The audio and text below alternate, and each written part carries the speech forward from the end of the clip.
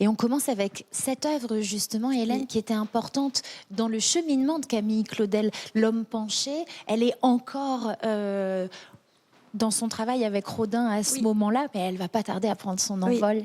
Donc Camille Claudel a beaucoup travaillé avec Rodin. Effectivement, elle a été son élève. Elle a été aussi ce qu'on appelle sa praticienne, donc la personne qui prête ses mains, on va dire, au maître. Elle a aussi été son amante, mais on ne peut pas résumer Camille Claudel uniquement à sa relation avec Rodin parce qu'elle a vraiment développer sa personnalité propre, son style propre, bien au-delà de leur histoire. Et donc là, on est encore à une époque où ils pratiquent beaucoup ensemble. On a des modèles, notamment ce jeune modèle napolitain gigantique à poser pour les deux artistes. Mais elle s'affranchit ensuite vraiment du canon rodinien pour devenir sa propre maîtresse, aussi au-delà de leur histoire personnelle. Et puis évidemment, on va vous parler du chef-d'œuvre de la piscine, de la petite châtelaine, qui est vraiment le chef-d'œuvre de Camille Claudel. Donc une œuvre qu'elle a réalisée à une époque où elle est au château de Lillette. Elle se repose probablement après un avortement, mais même si on ne sait pas très bien.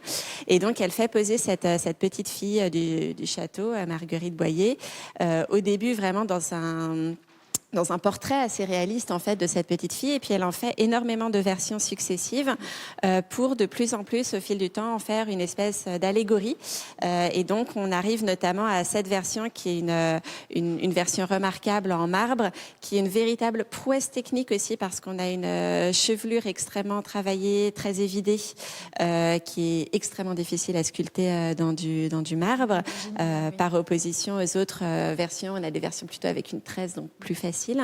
Et puis c'est un marbre aussi qui est évidé de l'intérieur, donc ce qui donne cet effet un petit peu de luminescence, et donc évidemment ce regard très très inspiré qui a permis de faire de cette petite fille une allégorie. Alors les termes varient, mais il y a l'aurore par exemple, et donc on est effectivement sur une très très grande sculptrice de la fin du 19e siècle. Qui a été redécouvert sur le tard, Camille Claudel, notamment grâce au film. Oui, tout à fait. Et effectivement, c'est vraiment une artiste qu'on a sortie de l'oubli. Alors ici, on a la chance d'avoir une très grande collection de Camille Claudel, et qui aujourd'hui est vraiment reconnue à sa juste valeur, mais qui montre bien aussi ce travail de cheminement qu'on doit faire pour un certain nombre d'artistes qu'on doit redécouvrir.